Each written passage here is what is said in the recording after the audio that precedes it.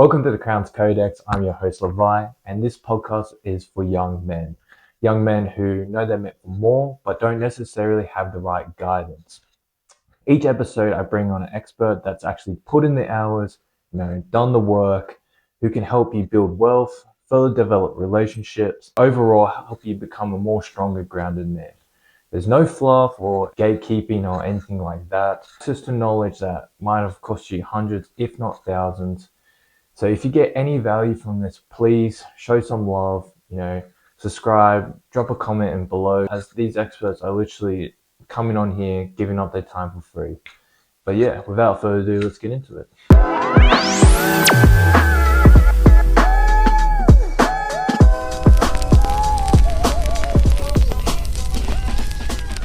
Before we get into any of that, just basically a little bit of background. So how did you get into psychology? When I was teaching, so I already did a degree in anatomy, which is like human bowel. Yeah. And I did a postgrad diploma in education, and then I taught high school. Yeah. But a lot of children, they couldn't learn because they had very poor home lives. And also, apart from that, quite a lot of them seem to have learning difficulties. So I thought, look, it would be good if I studied psychology, because really then I could help them better. I learned, of course, a lot of things that could help them better. When I was at university, I was quite interested in empowering people. I mean, I was interested in empowering students, but also empowering just everybody. And we did a thing called social psychology as a subject. And that was very, very interesting. You started in education. You wanted to help more, went to uni, and these experiments and the social ones sparked your interest, and so you dived deeper into it. Yes, so that's because they had social information, right? It was about social interactions and people in different situations, but particularly in situations where there's a power differential. So, for example, I'm very interested in cults. I'm very interested, like at the moment, there's a cult in New Zealand, and they're going to court over a lot of things. They just won in the court that they've won a claim that they were kept in slavery. Okay, because basically they were forced to work, they weren't paid. They weren't, when they were sick, they weren't taken to a doctor. Basically they were just utilized as slaves. Okay, they were married young, lots of babies. The women weren't allowed to really have a say. All the kids were segregated in one area, so you couldn't have your kids in the house with you, and you had to follow the people at the top, right? And so they just having more and more court cases, and they're getting people out of that cult. They're trying to get people out, but now they're moving to India, because in India they can have the cult and the authorities will just allow it. Okay? So it's very interesting because, see, again, there's a social inequity. There's a social disadvantage to some people. So I'm very interested in, like I was interested in with the children at the school. They come to school, they've had not much sleep because there's been fighting at home. See, that's a person who's at a disadvantage. Now these people are at disadvantage. So it's about social equality. It is about access. It's about procedural fairness. It's about being able to enter into a situation and to assist people who want to change for the better and become empowered, right? And so community environmental psychology does just that. It helps to make communities more resilient. It helps to assist communities to find a voice. It helps communities to get procedural fairness. So like when they were demonstrating, those were locals who did that, right? And because there was a lot of pressure put on the government, they removed the toxic waste plant. Could you just define like a psychologist, and your role and title, and just how long you've been doing it for? Okay, so I've worked as a registered psychologist, okay, since 2014 in this sole practice, so, or private practice. So what has happened is, even though I've got a master's, normally a person with a master's, they use that as their title, okay, and they also will get a title that means that they're seen as 6-year trained. So with us, I just get a registered psychologist, which is 4 years. Yeah. Okay, so all the people with 4 years at uni, they become registered psychologists. Okay, and with us, we, even though we've got a master's, we don't claim that title because we don't want to make people who come and see us, or anyone, like say I intervene and help these people who are in a cult, right, or who are coming out of a cult, if I'm trying to help them, right, to readjust to normal society, I don't want to say I'm better than you. So we just say we're psychologists, okay? Yeah. And it's not about me saying, oh, I'm a community environmental psychologist, because then people get intimidated, right? So that's why we don't use that. So psychologists are very much to do with change management. So in sport, it's change your mental framework. The hockey team, Australian hockey team, had their own psychologist, right? And they work with the team. Anybody who's having performance problems, they work with that person. And they make them do visualizations of winning and visualizations of getting a goal. And so they're priming their brain to actually automatically assume they're going to get a goal, right? So that they don't feel underconfident, they just feel focused. So the psychologists are very about that person and changing that person. Yes. And with your title, it's, that, but extensive and more focused on the environment and the person. So I always think about the environment as well as the community they come from.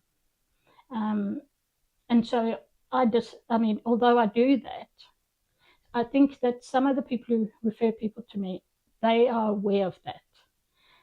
Because sometimes when I write a letter, I'll say they come from this community, and in this community there's these issues, and this is an issue that's affected them. So that it isn't just this person comes from somewhere. Yes, but I will still be called a registered psychologist rather than, on my cards I can put community environmental psychologist. Yeah. And how long have you been doing this for? So since 2024, which is 12 years, 2024, sorry? Yeah, 2014. Okay, yeah. Sorry, 2014 to 2026. Yeah. 12 years. That's a while. Okay, so for this episode, we're looking about how the community, how the environment affect young men and all that kind of stuff. So we're just going to dive there. So what psychological patterns are you see most often in young men right now? I think that young men often what they want is to be good men. Like they're trying to form their identity, and they're trying to form an identity where they're strong men, they're able to attract a girlfriend or a partner, they're able to function in society like they're breadwinner. But I think that a lot of the problems young men have is that, first, they're not always able to use language to describe their emotions effectively. And the other thing, they're not always sure what it means to be a man. So they'll come and they look to other people to define them. Almost like, I think a lot of it has come down from criticism. So I think men in general get criticized to such a degree things have changed so much. So, say over the last 50 years, the type of person who's a man 50 years ago, right, or even 30 years ago, they were breadwinner, they opened doors for women, they, dates were almost chaperoned. They were, everything was set. They knew what they had to do, and they knew what was safe and what was not safe. Right? Now, there's so much information on social media. There's so much change and shift about what is sexually okay. And if you look at the social media and internet media, right? The ideas that men get from all of that information, that is sort of, it's almost like it's a barrage. It's it's an overload, right? But even like to do with things like interactions with girlfriends, some men will get the idea of what they need to do sexually with their girlfriend from what they're seeing on the internet. And that actually is totally not what that girl wants, because the stuff on the internet is not actually necessarily mentally healthy or accurate. And so there's all this confusion as to, if you look, I don't know if you're aware of the Me movement, also Me, or in America, where they were saying with Harvey Weinstein that he was a very important person in Hollywood, and he had sexually advancing, towards actresses and stuff like that, and saying, if you don't give me what I want, then you can't be in my movie, right? And the thing is, what happened then, that if you have one person who all these actresses who have been badly treated by, if they all come out and they say, okay, this one man did something, okay, what that ended up including men, is a lot of men who did things like made a joke, right?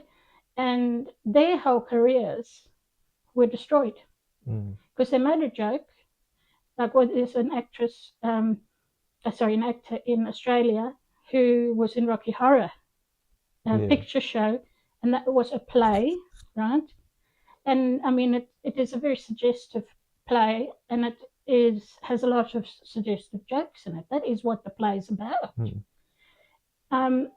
There was a couple of people who said, oh, he made an inadvertent joke and I was feeling uncomfortable. And he had to be kicked off the play. So he lost his job. Yeah. And there's no way that he could have understood that was not appropriate. And in fact, I think it probably was totally appropriate, because within the context of that play, he did nothing wrong. But he lost 5 years of his life in terms of his job. Yeah. See, one thing that you said was, the expressing, and then like the criticism, and then I think the other thing was the confusion. Yes.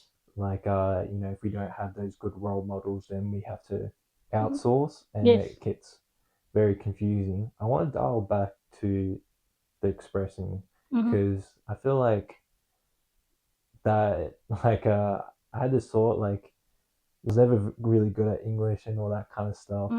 I was more of a numbers person, and I never really saw any benefit. But like, looking back at English and all that, for example, like sad, if that's all I could say how I felt, then it doesn't really give anyone much context.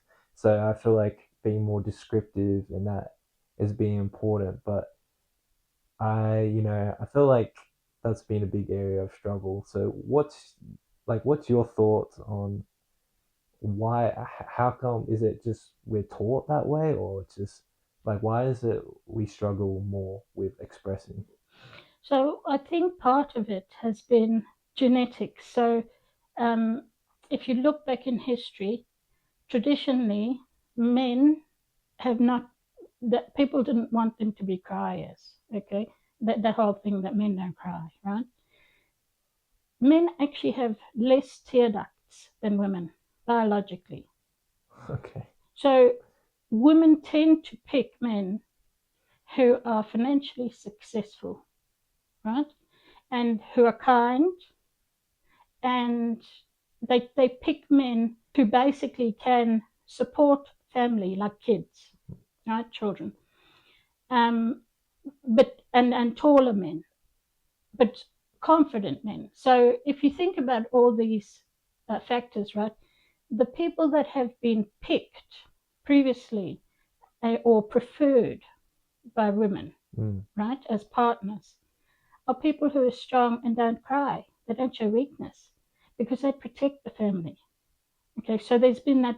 It's only since the Second World War that women have gone into men's careers. And they did that because all the men went across, into other countries to fight. And then there weren't any people to do the jobs that the men were doing. So women went into those jobs. Okay. So the thing is that, so first, when men get if they get into a lot of pain, a lot of times they look to something else to give a release because they can't cry. Okay. It's harder for them. So they might drink or they might do something like that, destructive. Okay. The other thing is that it isn't that men don't feel as strongly, but if we look at just the psychology of say, for example, if a person, man or woman, if they have, say, ADHD or they have autism, both of those people, types of people, they find it very difficult to identify what they're feeling. It's not that they're not feeling stuff, they are. But they can't identify it, they can't label it. Okay. And then you get a lot of families where they don't allow expression of emotion. Okay. So a lot of families, if you get angry or upset or sad, like that statement, okay, you want to cry? Do you want me to give you something to cry about? Right? Or go to your room, and when you feel happier, come out. Okay. So children are not allowed to express their emotion. They're not allowed to learn how to manage their emotion. Yeah. Right. So a lot of times people are afraid of their emotion because they actually don't know what's going to happen if they let that emotion out. They actually think that they're going to go insane or they're going to totally lose control and never get it back. Right. But we're not supposed to really suppress or control our emotion. That's not healthy. So if you're teaching children when they're very young, if they are angry, let them be angry.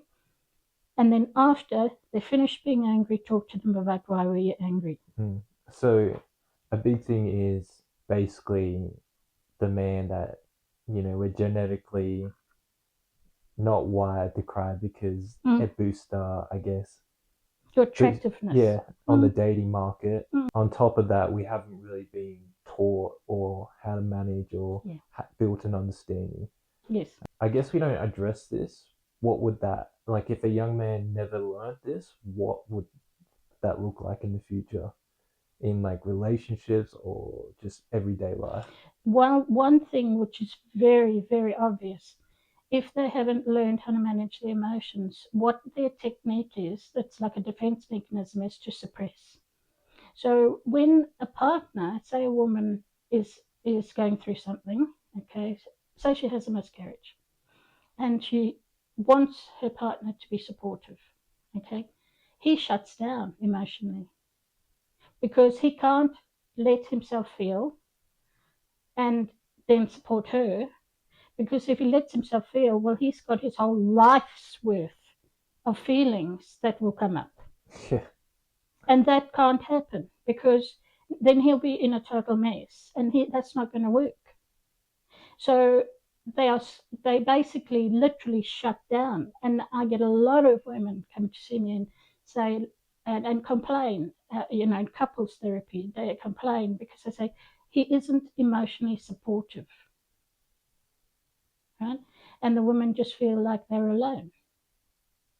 But he's doing the best he can because he literally, it's sort of like if you're talking about numbers, right? If you're a numbers person, if he's got 30 years worth of anger, sadness, distress, upset. And if he lets that defense mechanism of suppression go away, that 30 years can actually come and hit him in the face all at once. Yeah. And sometimes when people have that happen, they then suddenly, all their traumas come to the surface. And they can be in a bad shape. So it's like this is what worked before for 30 years, suppression. That's what goes, that's all I can do. This will work now. That's such a big thing, because I've actually seen this. Like, I've seen friends, in relations and that literally crash out. And when they crash out, it's not just that moment. It's they bring up stuff like from way back. Yes. And it's crazy, because how do you like deal with that? Like, because my head's like, we should deal with it in a little bit, or get it out, or. But in saying that, like, I understand, like, that might backfire, and if you cry or let it out, that might be unattractive for a partner or something like that. So yeah, well, that's interesting that you could make that comment. It's unattractive. Women don't feel it's unattractive if a man cries. The reason being that the way that you can be intimate, people think sex is intimacy. They actually think those two equate, right? So if I'm having sex with you, from a man's perspective, I'm having sex with you, right? We're intimate. Yeah. But intimacy is not, sex is one thing, but intimacy, real intimacy, is showing your vulnerability to each other. Okay, so your partner understands that you've trusted them with your vulnerability, right? And so you've trusted they're not going to hurt you. And because you've shown your vulnerability, your partner then appreciates that, because they know now that upsets you very deeply. Now I know something about you. See, we've shared something about you. The idea that men shouldn't cry is sort of outmoded in many ways. And it's still within certain workplaces. Like if you're a corporate lawyer, or if you Donald Trump's apprentice, where you're in business and it's hard-headed business. No, you don't want to be crying, because basically you're not going to win. And you can't, that's not going to be a type of work for you. If you're a very sensitive person and you cry. If you're an artist and you cry, nobody cares.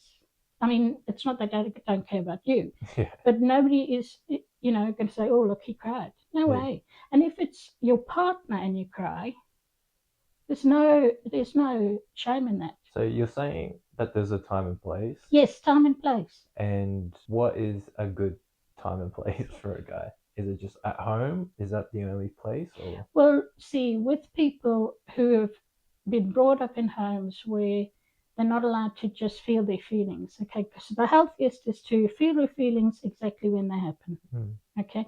And to learn to self-soothe. So, for example, if a child is, say, 4, and they've already you've been letting them have their emotions expressed, and you've explained to them when they're younger, okay, you've got to use your words. Okay, so you say to the child, because early intervention is what you're looking for.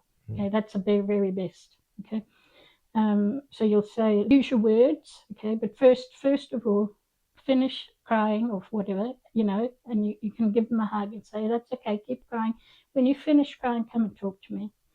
So you're teaching them to self-soothe, to express the emotion, right? Then to put words to it, right? And then you're teaching them how is it appropriate that you're allowed to express this. So they learn how to manage their emotions. So you're saying basically just let them express their emotions, feel what they feel, and when they calm down, then talk about it, explain it. As they get older, they will know they're not allowed to hit. A question popped into my head, and I heard, like, for women and men, it's different. Basically, the length it takes to actually process. Mm. For women, it's much shorter, and Mm-hmm. for guys, it can be way longer. And the difference. Um, Firstly, is that true? And then secondly, for a guy, how do what's something they can do to actually better process what they're feeling? I would say what the difference is, it's your background, right? So if you're a boy and you in high school, but you've come from a family where you've been allowed to have your emotions, show your emotions, and process them, manage them. Okay, you're going to be you're going to have a high EQ, emotional quotient. You're going to understand. So if you make a mistake, you're going to go and ask the person, or say you get a negative mark, a poor mark on a test. A person with a high EQ will go to the teacher and say, "What can I do to get a better mark next time?" It's a good thing I got. If I've got a low mark, there's a good thing I can do, a helpful thing I can do. It's not a bad thing for me, right? I can go and I can ask the person who gave me that to explain how I can improve. Mm. See, a person with a low EQ will just say, "I'm no good at math. I'm useless." See, they won't see that, so they don't respond in the same way if they haven't been taught how to process their emotions. Mm. So there's that. Men or boys tend to view the world differently in our society, and it depends what society you come from. So in our society, I'll just give you an example. Men tend to apply for jobs which they have about 75% of the skills for, right? So they don't know 25% of the job and they'll apply. Women will not want to apply unless they have 95% of the skill set, because I assume they won't be able to do the job well enough. And they have more of an imposter syndrome. So sometimes women will actually be the better candidate, but they get the job and then they'll think, I don't know why I got the job. Maybe they were just being kind. Or they had to have a woman because they've got too many men and they need to include every type of person. So I'm in on the inclusion policy. Not that I'm good at my job. Yeah. So what happens is that makes them think. Often women will think they look at how they're affecting other people as, oh, I should change to improve how that person experiences our interaction, right? So when they're looking at an interaction, they're often looking at, they lean in, they call it leaning in. So they lean in and sort of accept what they're being told more easily, and then take that information and try and change themselves to suit the other person.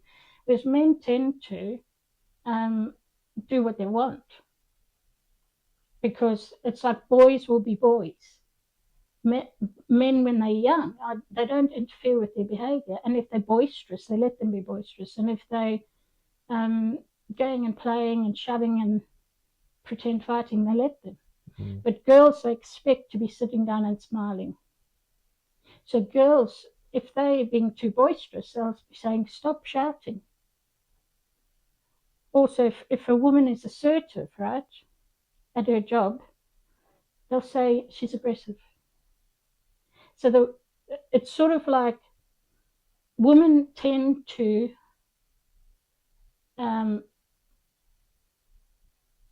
be more affected by the other people around them. Men don't, and that's why a lot of times it's like having insight. You've got to realize sometimes women have to actually say, no, I'm not accepting what you're saying, because even though I could accept it, I'm just not accepting that I'm not doing what I should be doing. They actually have to err on that side, because they're too underconfident. Yeah. Just dialing back, you said, what was it? Oh, the being low IQ, and he gets a test and he's like, oh, how can he switch that around? Does he need guidance, or can he do it himself? Okay, so low EQ. Emotional quotient, because IQ is how intelligent you are. Yeah, sorry. Yeah. Okay, so that does it. clarification. So if they say, no, look, I've done badly here, and then they generalize and say, oh, I'm doing badly overall, okay, it's like you can have a negative mindset, and that's learned, okay? So you can have a thing where parents are saying things like that, or parents are overly critical of children. Yeah. And so part of it is assisting them to have hope, and it also helping them to be more confident.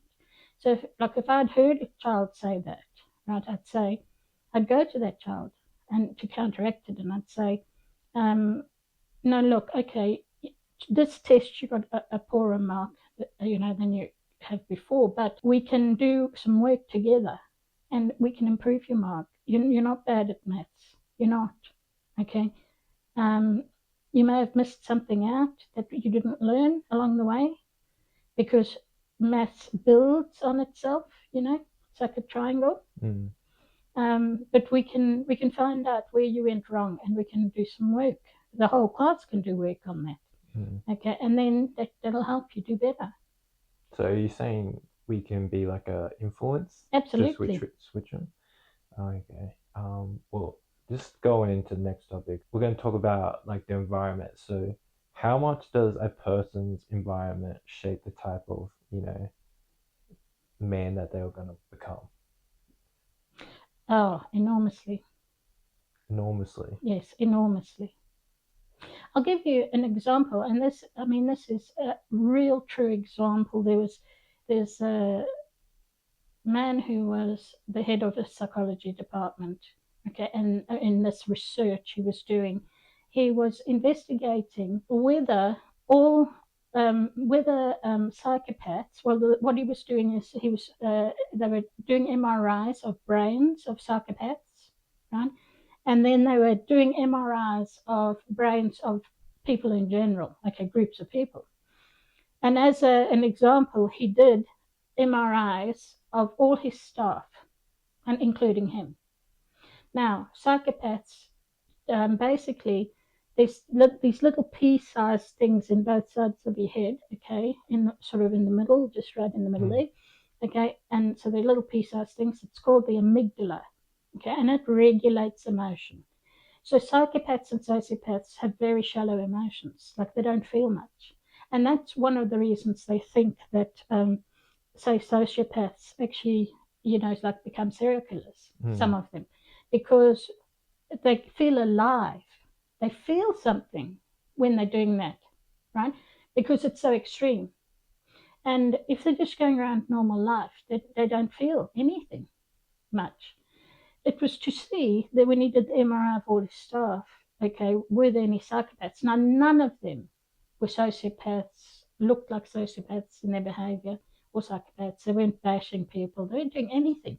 All of them were just very cooperative. And he looked at his MRI, and he had a tiny amygdala. And he said, I grew up in a home where I had unconditional love, right? And opportunities I needed, because he's very smart. Was given all the opportunities and supported through that to go to university and everything. But if I had grown up in a violent home, it would be a different story. So you see, a person who has the hallmark of being a sociopath, psychopath, that is the hallmark, the physical hallmark.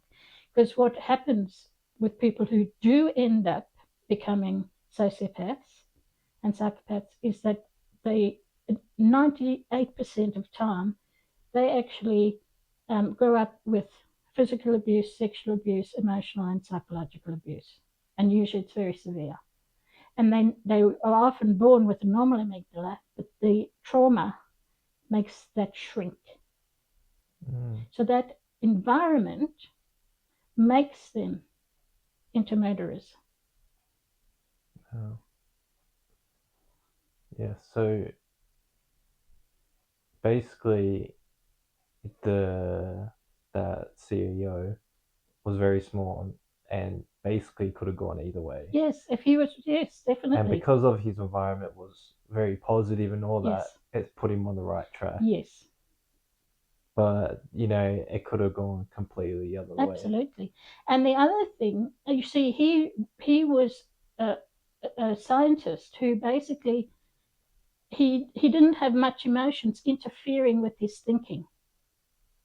So he was very good at thinking, right? Because it wasn't clouded by emotion. Yeah. So that was useful for him. But there's another one they found with addiction. Okay, so they did these experiments with rats. Now, basically, they had some rats that were just living in an environment which wasn't very pleasant. Okay, like it wasn't. They didn't have fur, things to touch, and they didn't have because like that's what they do with their mum. They touch the fur and they feel safe, and they didn't have a nice cage floor. But the other rats had poor environment. Okay, so they just had metal floor. They didn't have any things where they can run around in circles. They didn't have any added things. And then what they did is they got both of them. They gave them these water containers with something that could addict them. Okay. Now what they found was that the rats that were kept in a poor environment started to get addicted to this substance, and they couldn't stop being addicted. But the other rats who had grown up with all these added extras, they didn't get addicted properly. And some of them stopped using that water altogether and just used normal water.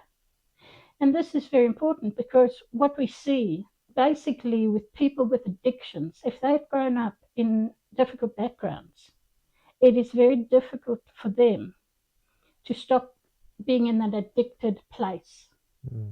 The people who get out of addictions, they've had unconditional love at some point in their life. They've had a time they remember where things were good. See? So if they were abused as children, and you see this is why it's so negative if you get kids who are sexually abused. Because once that happens, it's so hard if they become addicted to substances, right? Because when they stop taking the substances, this trauma is there. And you can see that if a person hasn't been abused like that, they stop taking the substances and they're not full of trauma. They actually sort of got a much better chance at staying off it. Thriving. Yeah. And this is environment, because what people do to you is also your environment, right? So if people misuse their power over you, that has a very traumatic effect on you. That actually brings me on to my next part. What parts of our environment actually influence the most growing up? Probably in terms of being in a family, right? To actually have a family that unconditionally loves you, that is extremely important. Okay. Even if with some kids, or some children, they will be abused, but they will still come out okay if they know that it wasn't intentional. It wasn't intentional. So say, for example, say your mother, right, was hit when she was a child a lot, okay? And say she loves you unconditionally, but which seems like it can't quite be true if she hits you. But if she hits you much less than she was hit, like much less, okay? And she knows that what happened to her is not right, okay? And she didn't want to be like that with her children. And so on the odd occasion, she hits you, right? Even though some people would say that's still child abuse, right? If you are unconditionally loved and that love is demonstrated to you, right, then those children can still come out very well adjusted. So really it's about the demonstration of the love. Some people, literally, they're so damaged that they cannot demonstrate love. I'll give you an example of one guy. He said, my dad didn't love me. Okay. He never really said he was proud of me. He never, my whole childhood, he just thought I was useless. because he used to help doing work like building brick walls and stuff, right? And he said, Dad never said I did a good job. Okay. And one day he said to me, it was weird because I've just got this job. It's my first real job, and really as a man, a proper man's job. And Dad made my lunch and gave it to me. And that was weird. And I said, yes, he was telling you he was proud of you. He was recognizing that you have just become a man and you've got a man's job. And you've entered his world. And suddenly that guy realized, yeah, that's true. My dad did love me. And it totally changed his entire view of his whole life with his dad. Wow. But you've got to see it. See, a lot of people can't see it. Why is that? Well, because, of course, if you get told this is not good enough 30,000 times, you get fixated on it. Right? And it does get internalized. But then if you understand, you see, really with his father was a perfectionist. It wasn't that he thought his son wasn't doing well enough. That's just how he talked to himself. And so once the guy realizes my dad was a perfectionist, he wouldn't let up on himself. And that was his personality almost, right? And that's how he was with me, because that's who he was. It wasn't that he was trying to say he didn't love me. But you could see in the other interaction, why did he do that? I mean, he didn't think suddenly, oh, Mom's got too much to do. No. And did he keep making your lunch? No. Only that day after I got my job. So it meant something. He was telling you something, right? And then to understand that, then suddenly he realized. Yeah, it interests me because you brought out unconditional love. What happens if they're good role models and that they're competent, able to live life, but don't show that love side, or the child doesn't see that. Yeah. What happens is the relationship that the child has with the parents predicts the type of relationships they'll have as adults. So say, for example, the parents are, say, laissez-faire. Laissez-faire means they let the kid do anything or the child do anything. This is a bit like Drew Barrymore. I don't know if you've heard of her. No. Okay, she's an actress. So the Barrymore family, very well-known actors and actresses, but they were addicts. Okay, so her parents were addicts, severe addicts. Okay, and because of this, they had parties, and they weren't supervising. Okay, and so by the age of 11, she entered rehab. Because what she used to do is she used to go and drink the rest of all these people's beers and wines. She used to go and finish them off. Yeah. And then by 11, she was having problems. Okay, so because she was brought up like that, there was no guidance. What happens is that gets internalized as Mom and Dad didn't care enough to sort of, watch over me, guide me, or anything. And it makes people run into difficulties. But also, sometimes because they weren't there for her, if she then gets, say, a boyfriend, and this boyfriend, it feels different because he's, they've got a connection, right? And he's saying how much he loves her and what he wants, he's dreaming to do and this and that.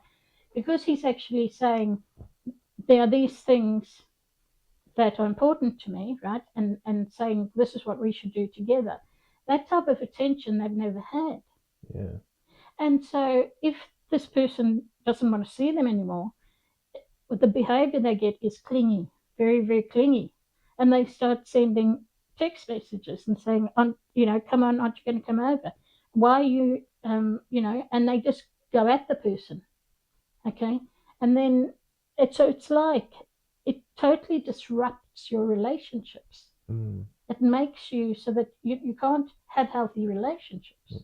See, this is, a big thing why I wanted to build Project Crown, because I felt like, you know, it's that chain effect. It and is. I see, maybe they didn't have the best models, and this is how I kind of see it, and I would like to see what your take is. Like, basically, mom and dad, they're human, they make mistakes, and maybe didn't model the best for the kids. The kids aren't aware of these patterns that they're adopted and all of that.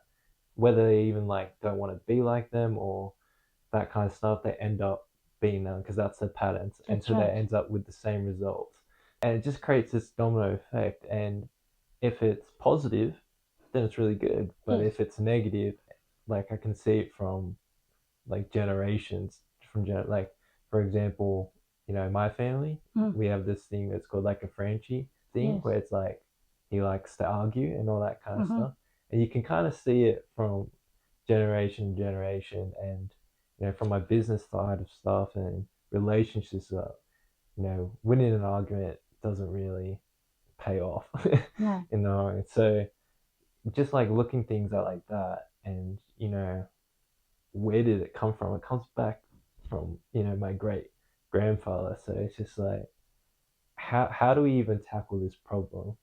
Well, this Or is like, do you think that is a problem? Or yes, it's called transgenerational problems. Okay, so it goes trans means across generations. Okay, and it comes down generations. So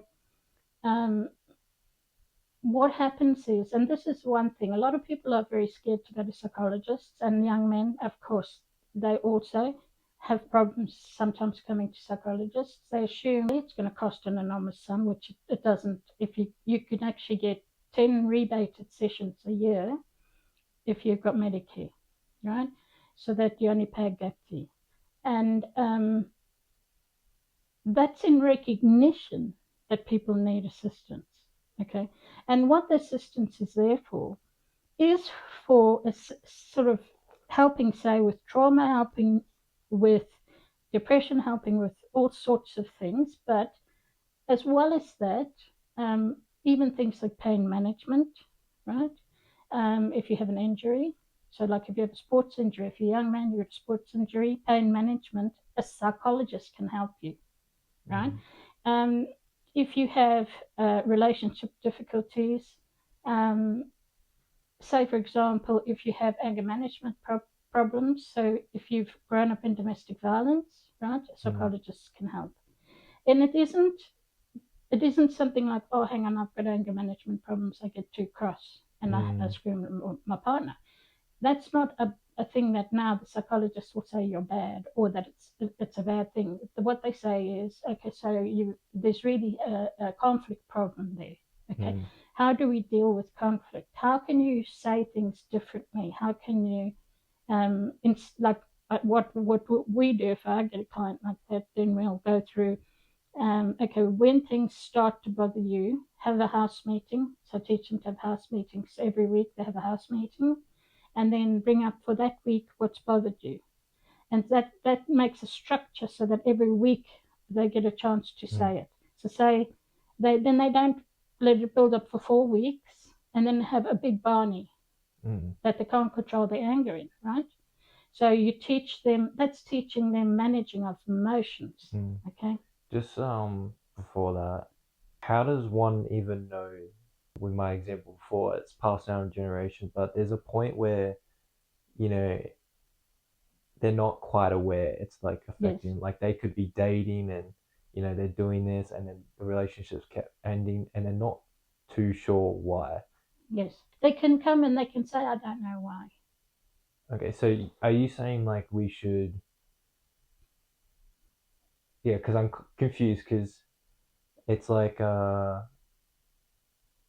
maybe like I'm not even aware I have a problem. I just don't get it. So is it like, if I don't like getting that result that I wanted, that I should try and outsource and look to a psychologist? So at any time, if you, even if you want to optimize your life, right? If you think so, psychologists can help you. They have these things called nowadays called life coaches, right? Yeah. But actually, psychologists are sort of just more expert life coaches in a way. Okay. Yeah. Because they've just gone to uni and worked out how to optimize. Like, so, say for example, sports psychologists, they're basically optimizing the way that a team works and how well people will do at the Olympics. Say.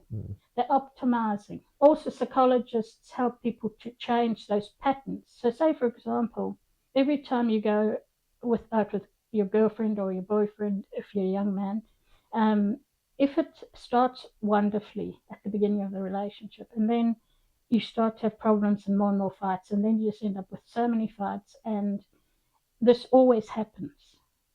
And you see other people around who seem happy. And you think that I can't ever get that. That's not true. See? Because everyone can get a different level of happiness. What basically, when you're not aware, there are some people who aren't aware of their difficulties, and even if other people tell them that they are the cause of some issues, and even if the psychologist says, do you think maybe you're partly to blame, we don't see blame in the same way. Like, blame is, or we don't really mean blame, we mean like what's causing this, what's driving it. Yeah. Okay. Some people will just say, no, it's not me, it's not me, it's not me, it's you. And if they're very resistant, oftentimes those people might go to a psychologist, but they will only go probably once, and then they will never come back because they actually see their partner as the problem. And a lot of people come to me as a partner, and their partner said, you need to see a therapist, right? And it's weird because often those people who get told by their partner to see a therapist, they are usually the ones who are not causing the big problems, or at least they don't know how to manage the problems. But often, if somebody else is telling you to get therapy, then their assumption is it's not them. And the psychologists never think it's just one person to blame or driving a thing. If you've got two people, they both are driving it. So what I like to talk about, and you see, this is the thing, if you're just not sure if a psychologist can help, it's good to go to one and see. Oh, what is the indicators that I should go see a psychologist? Okay, so say for example, there's things in your life you're not happy with. You wish that you could maybe have a relationship that you're just not constantly fighting with your partner. That's a good indicator. If, say, you feel that your partner's always putting you down and you're not sure if that's abusive or not, that's a good reason. If you think that you're depressed, that's a good reason. If you just feel hopeless, that's a good reason. If you feel suicidal, that's definitely a good reason. If you feel like you're going to hurt someone in your family, that's a good reason. There's so many possible reasons to come. But I suppose just for people to understand, it isn't scary to see psychologists. It's not meant to be a scary thing. It's like going to your doctor and saying to your doctor, this is my symptoms. And then the doctor says, I think it could be this. Yeah. I think, I don't know, maybe like from my perspective, maybe you can add to this. It also, like, when I think about going to a psychologist, I feel like I'm not functioning. That, like, I'm not competent or in my abilities to be a man, if that makes sense. Yeah. And that is that sort of idea, and that's why I say you want to optimize. Okay, so it's not that you're dysfunctional. You can be functioning, but you may want to just optimize what you're doing. See? So I get a lot of people I get couples who come, they're just not quite happy with their relationship. They want to improve the relationship. Okay. I get a lot of people who life is overwhelming, and they're not dysfunctional. They're still going to work, still doing things, but or if life is empty, sometimes they come. So yeah, that would be the other thing that just popped in my mind is we talked about like before this interview about empowering and being able to catch your own fish. It feels like I don't know if this makes sense. Like if I get an injury or something, that I should be able to manage it unless my leg, all my bones actually sticking out. Like a like as a man, or how I feel that like you should be able to handle most stuff until it reaches to a point where it's too much. Then I see a psychologist. Yes, so a lot of people will come because they want to change a pattern. Say they're self-defeating. Say they get into relationships and then they self-sabotage. They sabotage it because they're scared. They don't realize this, but they might be scared that that person's going to abandon them. Okay, and that happens if, say, for example, your mum died when you say were 7, and then your dad tried to bring you up, but he couldn't, and then you ended up, being awarded the state. Okay, if you're in that situation, what happens is you end up with no family, and so children often see those events as abandonment, right? But they don't realize that it's a subconscious thing. So, say for example, if a person is in a relationship that's a perfectly good partner, they want to be with that partner, but fear takes them over and they self-sabotage and they say, no, I'm leaving, right? If you've grown up in domestic violence, sometimes people do that because they're just waiting for the violence and they want to leave before the violence comes. But there is no violence to come because that's actually a partner who is much more calm, right? So if you have any circumstances where you just feel that you can get guidance,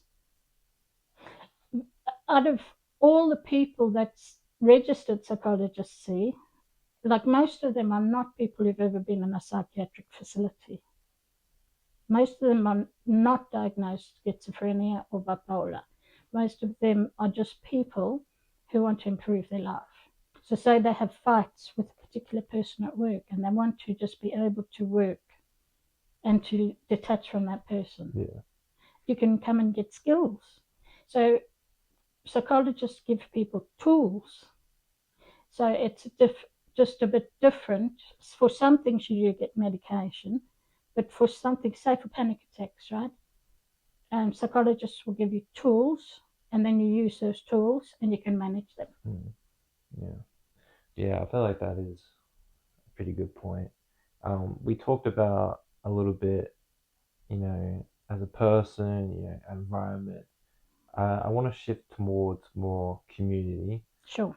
What psychological role does belonging play in a man's life? Belonging.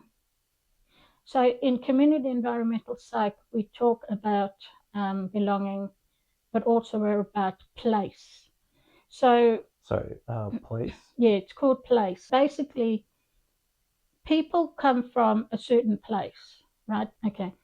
A lot of these fights people have about the land, right? Like at the moment with the UK,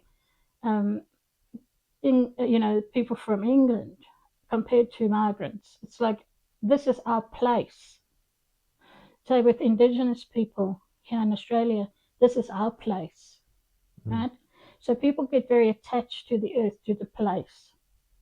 People like me, okay, well, I've come from Africa. I was born in South Africa, which, funnily enough, I was born in East London, South Africa, because the people who came from England, right, named that town East London.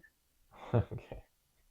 Because I come from Britain, Scotland, Scottish, Welsh, and English is in my blood, and French, right? So genetically, I come from the UK. So I have the sense of place. I feel like I belong there. to England and to those places. But then I came to Australia, and my granddad lived in Perth, Australia. So, and actually my great granddad, and he was the manager of the Menzies mine. He was a chemist. So I feel like that's sort of connected to me because it's my history. That's a sense of place, right?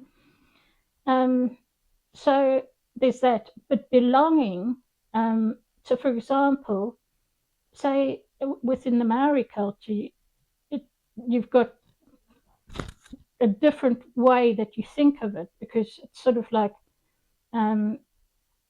men traditionally thought of themselves as warriors. And so it's probably been difficult sort of now trying to work out who they are, because if they are strong and they fight in the pub, right, everyone thinks that's a bad thing. But actually, that's their history, that they're very feisty, right?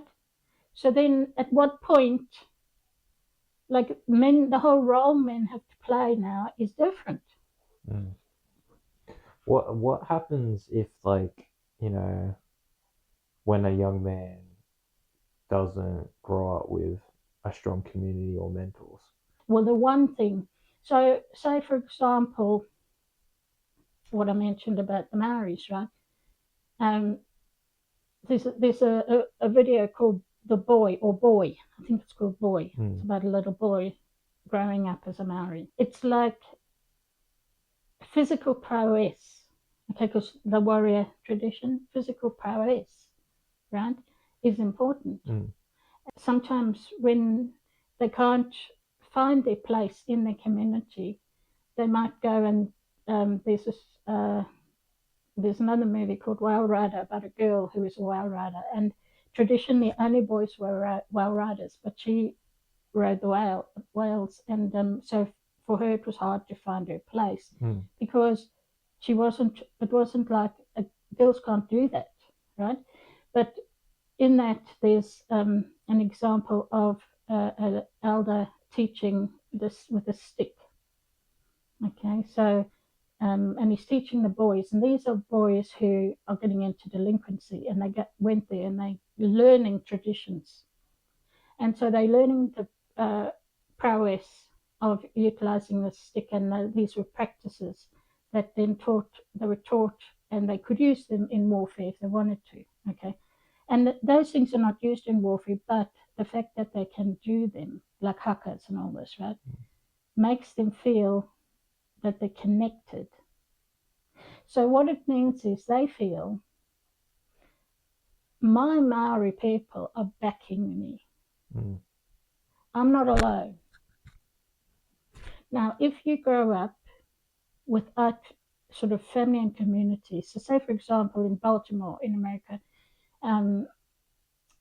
some years back, they'd have on every corner there were little kids, like primary school kids, being runners for the drug people giving, selling.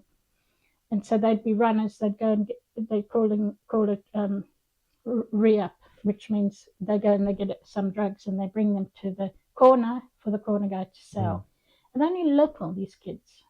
Now, a lot of these kids, by the time they say in year 11, year 12, well, they're not going to school anyway, but some of their mates are killed, and a lot of their parents are drug addicts, and they really don't have people at home. So in that, with that particular thing, like a brother will be coaching his little brother on school, right? And the only reason they've got the flat is because he's selling drugs, because those are the only options, right? And those people, they never find it easy to get out of that drug world. It just becomes the next generation, because they don't feel anyone's backing them. They're not connected to anyone. It's like dog eat dog. And that's the big problem. If you don't feel you're unconditionally loved, if when you've got a problem, you cannot go to anyone with it, that is the issue with being in a community.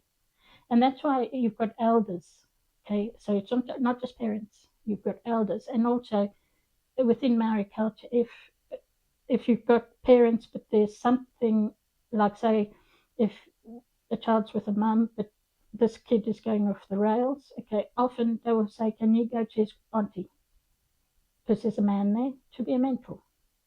Yeah, that was my next question. What do males' role play in communities?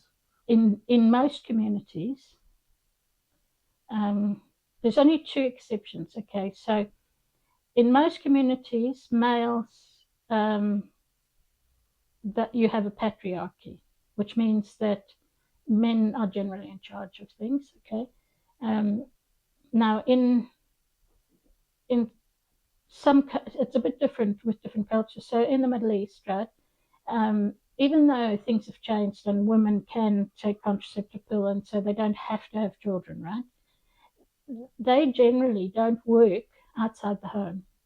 And so if you see streets, right, in some of the Mediterranean Arabic countries, what you find is that everybody on the street is a man. Okay.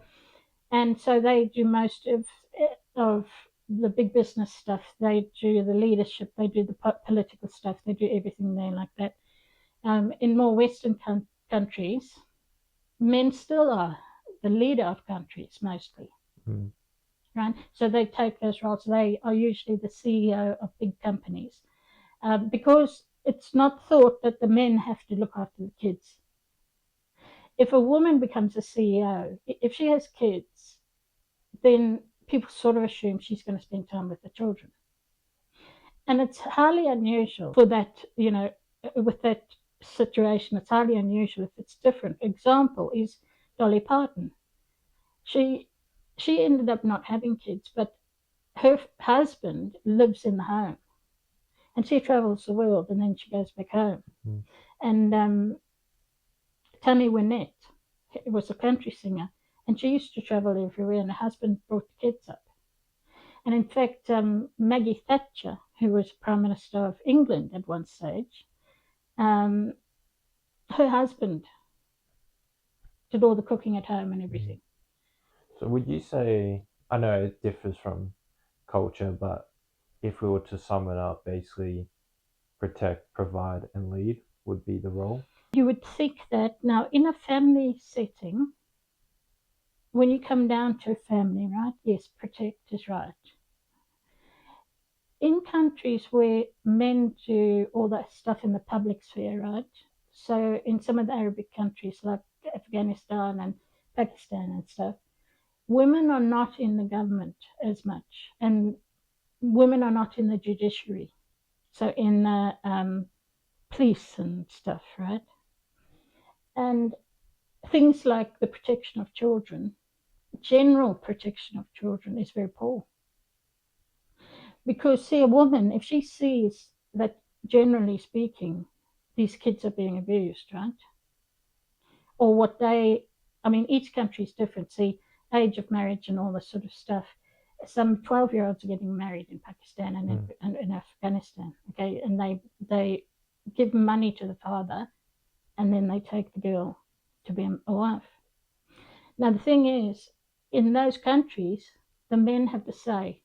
Women, the mothers have no say in the law.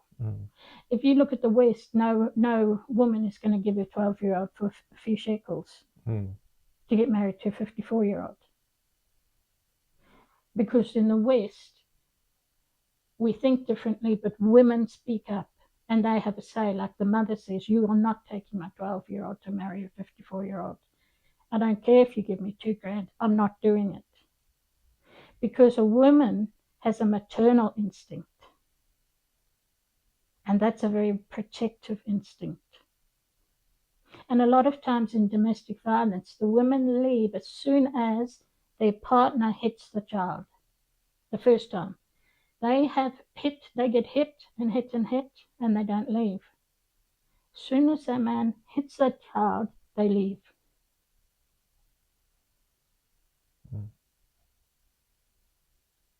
So what, I'm a little confused on, I guess, what you're saying the role is. Or So, is there a role, or is it like more dynamic and more fluid? well, in terms of your family, okay, you as a man will protect your family in the Western culture, okay? And people in Afghanistan and Pakistan do that. They protect their kids. You can't take their kids if the man decides, okay? But girls are not valued like boys are in those countries. So, see, what I'm saying is, if you're looking at it from a community environmental psychology perspective, you're saying, well, ethnically or culturally, right, they don't protect some of the people in their family. Okay. Okay. And it's the same as in India. You have to get a dowry. So if you want to get a girl to be married to someone, you have to give money and gold and stuff with her, or a few cows, usually not gold. So because that woman now, she has to eat. Okay, they see them as like a burden. Okay. Right. Um, so if I'm now a man and I'm going to marry your daughter, well, she's got to eat. Okay, we're going to have kids, but you know, so you're going to have to give me something to take on the burden of having her, right? So in a way, those cultures are not really, their first thought isn't to protect that person. Okay, so protection is a Western thing. Okay. I mean, I think in most of your background, it's a thing. So, like, say in British and in American, okay, and in German, Europe, all of them, and Russian, okay, all of them, you don't touch my children. Okay, I'm protecting my kids, all of my kids, right? And so that's how we think of it. But in some societies, it isn't. Poor people are not able to protect their children because rich people give them money and take their children, literally buy their children. And this is a thing that also education level, because in societies where there's education, men do protect their children. But certainly breadwinning, you said three things. Breadwinning definitely is part of men's identity. Protection, definitely, that's something. If you've come from a tribal group, so say for example, British people are not tribal, okay? Maori people are tribal in terms of there were tribes, okay? In Africa, there's tribes, okay? Different types of tribes. In Indian, North American Indians, say tribal. But Americans who are like just the ones that have come from England and that, they're not tribal. So in tribal things, like say in Africa, if a woman's walking on the road, she carries the goods. Okay, you'd think in our society the man carries the goods. So they often put them on their head, okay? And then so the woman's there and she walks away from the road. The man walks beside her nearer the road with a big stick. And then the children walk with the mum.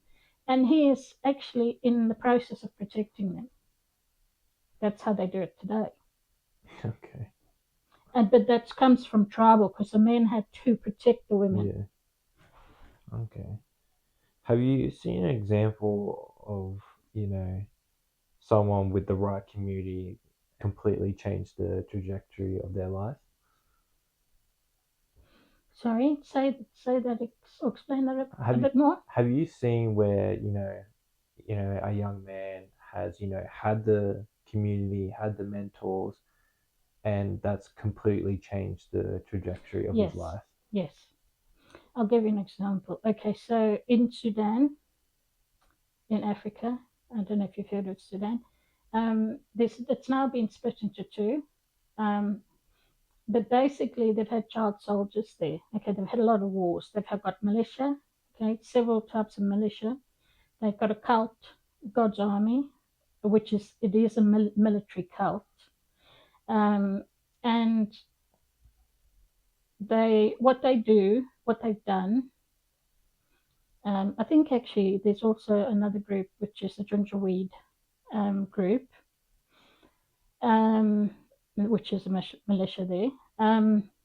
What they've done is they,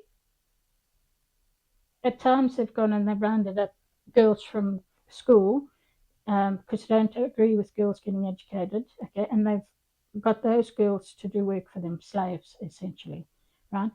And they've kidnapped children, very young children, so even late primary school, okay, so like primary age kids. And what they do is they turn them into child soldiers.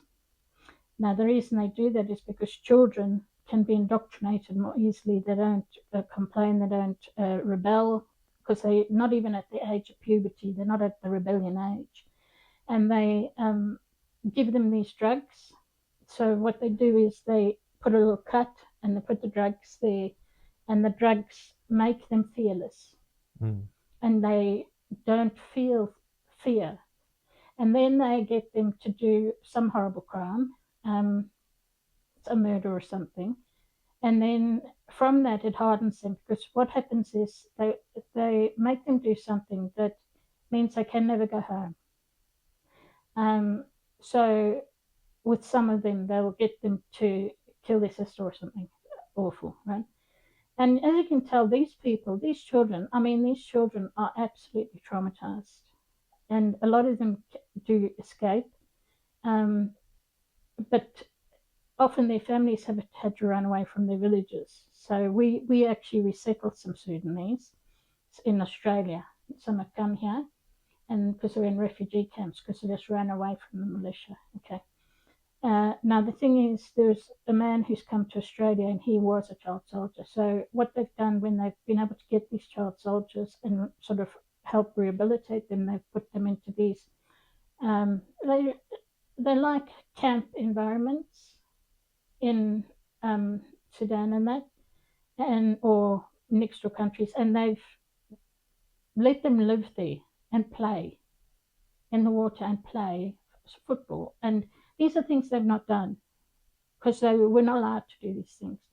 Anyway, so this chap, he came to Australia, and unlike some of them who become machete people, like in, over east, he did school, he became a lawyer, and he now works assisting people like him.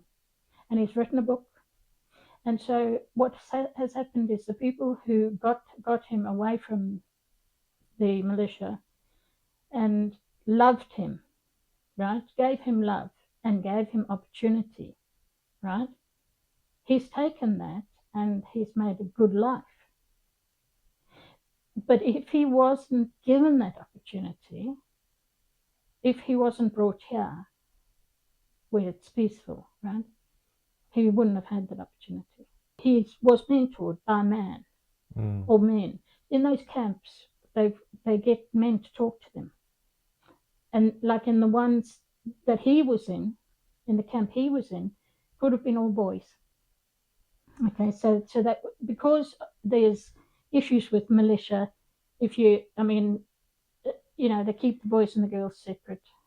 They do that, just it's one less complication. They've got so many complications. So this is the point. See, there was an intervention. And in that intervention, what they do, they call it boot camp in Australia. It was like a boot camp where you take youth at risk, right?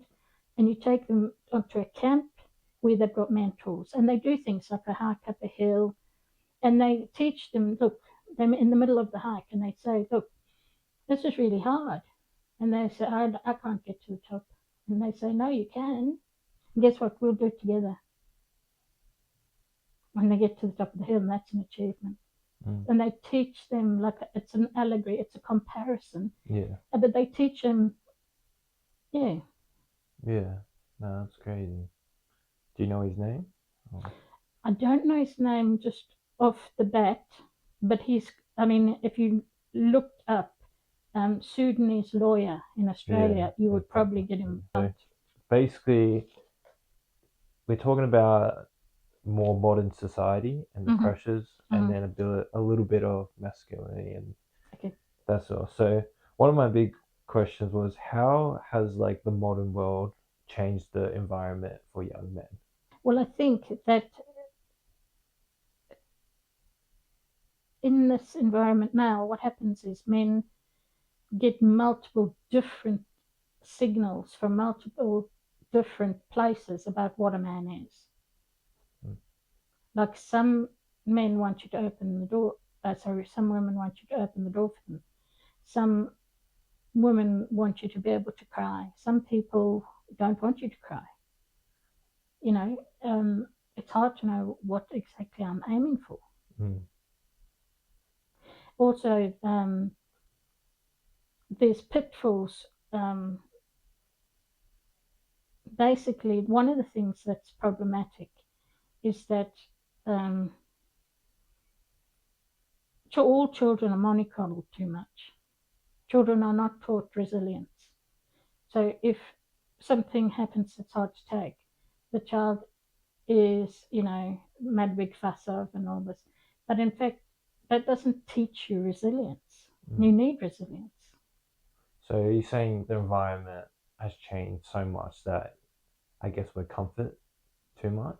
Yes, too much pandering. Yeah. So instead of saying, look, bad things happen, horrible things happen in life. Because what happens a lot is that both men and women now, when they get to about 30, if something happens that's really difficult, like they get divorced or something, they really don't know what to do, because they weren't even allowed to climb trees in case they fell down and they scraped their knee. Whereas if you've been able to do things that are sort of tiny bit dangerous, it teaches you. You learn how to cope. So, like, I guess, like, the environment is created such a safety net that they've never really pushed themselves to actually, That's right. grow in that That's right. sense. What impacts do, the digital environments and the social media have on young men's mental health? One of the big problems has been this. It's essentially a political movement where they've now got LGBTQ plus plus. Okay, and what's happened is these ideas came from middle class people, not from the children, right? This has actually come from middle class political people. But what's happened is they've taught it to children in schools, and so men or young boys think, because they have some emotions that are quite feminine emotions, that they could be a girl. And the thing is, there are some actual mental disorders that are quite treatable. There's one called gender dysphoria, okay, and that's when you feel uncomfortable about your gender, right? Okay. And that is a recognizable psychological problem. But if you get treatment for it, you're fine. See, yeah, just I guess doing this interview, that kind of scares me, because I feel like that in itself, just even labeling it and calling it a disorder, would actually annoy a lot of people. Yes, well, it's become cancel culture. So that's another thing that's hard for everybody, including young men. It's cancel culture. Yes, people will be annoyed by it, but already there are calls from quite a few psychologists in America, a lot of transgender people from way back who've been transgender for 40 years. Okay, because I knew transgender people when I was young. I don't have a problem with people being transgender. Yeah. Okay. But what's happened is people have been taken before they've even started puberty. They've been given puberty blockers. They've had surgical procedures done. They haven't even gone through puberty. You can't really know really about who you are and your gender or who you're attracted to until you've gone through puberty. Mm. So these people have then, afterwards, there's a lot of people now who are coming out of the woodwork saying, I want to be back how I was. I don't want to have had these operations. Yeah. And they call it detransitioning. That's a big problem. It's a huge problem, huge problem. Mm. Because these people now, they don't have normal bodies. But they now want to be back, if they were women before, they want to be a woman. And so what's happened is they've even got these lists of psychologists. They go once to a psychologist and they will say, please give her beta blockers.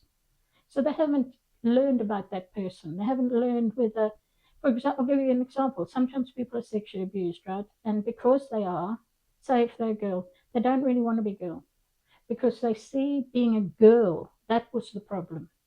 If I'm a boy, I won't be sexually abused. Mm. And so until they get help for that trauma, right, they think it's safer to be a boy because, like, a lot of girls who are tomboys, they're actually trying to protect themselves, right? So, we're looking on the internet, we get all these ideas, Yes. confusing, and it's kind of just like, it can make me feel a certain way, which could be not the best and all that, and that could lead down a rabbit hole, which Yes, that's it is. It's like a rabbit hole. And the other thing is, a lot of people who have transitioned are actually in the autism spectrum.